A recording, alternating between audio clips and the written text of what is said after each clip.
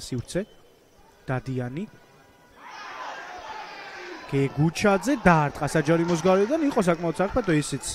დინამიკაში ისე გამოჩნდა რომ ახლოს ჩაუარა ბურთმა საჯარიმოს გარედან დაარტყა მოსინჯეს მესამე მცდელობა პირველი ჯარიმიდან მეორე კერძოდ დორასო კლასმა რომელსაც დარჩა ძალიან დიდი თავისუფალი ზონა შევაქოთ დადიანი და მისი პასი მოედნის ხედვა დიდებული და კლასს კარგი დარტყმა აქვს ზოგადად მაგრამ აქაც არ იყო ცუდი უბრალოდ სიზუსტე დააკლდა ბურთი სილაგაძე საჯარიმოშია სრულ მოძრაობები ახლო კუთხეში დაარტყა მოულოდნელად ალბათ მეკარისთვის მაგრამ არ იყო მოულოდნელი ესე გამოვიდა რომ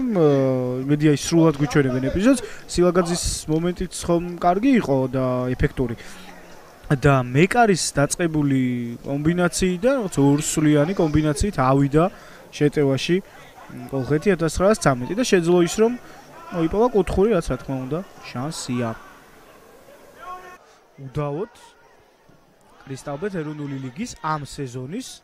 ერთ-ერთი საუკეთესო გოლი აქ ერთ-ერთი მეკარი მსოფლიოში ვერაფერს გახდებოდა ეს ბურთი რომ კარში დასულიყო მაგრამ ისეთი ძალით დაარტყა ზოურიმ მასპინძლებით თქო ჯერ კარგი მომენტი აქვს კოლხეთი 1913 ჩვენიერი ეპიზოდი დარტყმა კარში აი ყველაზე რეალური შანსი რაც ფოთელებს ჰქონდათ დღევანდელ შეხვედრაში გოლის მომენტი ნახოთ გამეორებით კარგი შანსი ქუსლი პასი და დარტყმის შემდეგ ხარებავას პასისა და ბეგიჩის დარტყმის შემდეგ მაკარიძემ დაიჭრა ბურთი ხელებში ჩაწოდება ამასობაში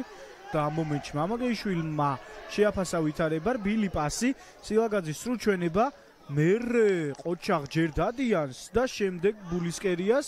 აი დამატებაზე უკვე სიხარულიძის მეორე მცდელობაც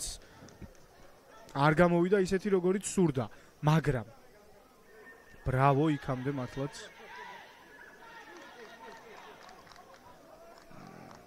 სილაგაძეს რომელმაც ამ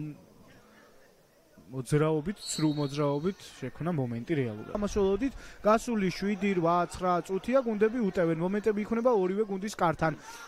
პოზიციური თამაშით რიცხობრივ კონტრშეტევებზე და აი ასეთი შეცდომებით სარგებლობის დროს გოლის გატანას ცდილობს ფოთის კოლხეთი ორივე გუნდს თავის სტილი აქვს ორივე გუნდს თავის სქემა მაგრამ ამ ყველაფერმა მუშაობა დაიწყო და დაიწყო ფოთის კოლხეთისთვის რომელიც ანგარის ხსნის და ამ ანგარიშის გამხსნელი გოლის ავტორი ხდება ნიკოლას კაპანაძე ცვლილებაზე რამდენიმე წუთის წინ შემოსული ფეხბურთი აქ თამაშგარი მდგომარეობაზე შემოწმდება ეპიზოდი ცხადია მაგრამ ერთი რისი თქმაც შეიძლება ბოლო წუთები გუნდები ისე უტევდნენ ორივე გუნდს იმდენი მომენტი შეექმნა ლოგიკური იყო რომ მალე ერთ-ერთი მათგანი გაიტანდა და ეს მოხდა გაიტანა კოლხეთმა ყოჩაღაკ პლიუშს რომელიც ჩასაფრებული იყო ასეთი შეცდომების დროს ბურთის მოპოვებაზე წამოიღო ბურთი გადავიდა მეტოქის ნახევარზე იპოვა ჩასაფრებული კაპანაძეზე კოლხეთი 1913 ფაღავა როგორი ტექნიკურია ერთ მეტოქეს აუარა გვერდი საჯარიმოში შევიდა მეორესაც გაცდა დაარტყმა გადაწყვიტა მოარტყა ბურთი მეტოქეს და აქ როგორი შეუთანხმებელი მოქმედება ფაღავა 0-2 და ეს უდიდესი ალბათობით არის გამარჯვება კოლხეთი 1913-ისა და იქ ბრძოლით ხარებავას მხრიდან რომელმაც ამ ბრძოლაში ბურთი მოიპოვა ფლანგზე გააყოლა ფაღავას ტექნიკური თამაში ვნახეთ აქ ორ მეტოქეს შორის გაძვრა დაარტყა და გადადიოდა ბურთი კუთხურზე მამაგეიშვილი ცდილობდა რომ არ გაეშვა ბურთი კუთხურზე იბრძოლა ბოლომდე ამ დროს მაკარიძე გამოვიდა კარიდან და საბოლოო ჯამში ვერ გაუგეს ერთმანეთს მამაგეიშვილის მიერ აი ნახეთ ამ ეპიზოდში ჯერ გადადიოდა თუ არა ბურთი კუთხურზე კი გადადიოდა სილაგაძეს მოხვდა მამაგეიშვილმა სადა დაეტოვებინა ბურთი თამაში და ქუსლით შემოაბრუნა თამაში აქ უკვე მაკარიძემაც ვერ გაუგო მას და საბოლოო ჯამში ფაღავას დარჩა ბურთი ფაღავას რომელმაც თავისი ეს დაწყებული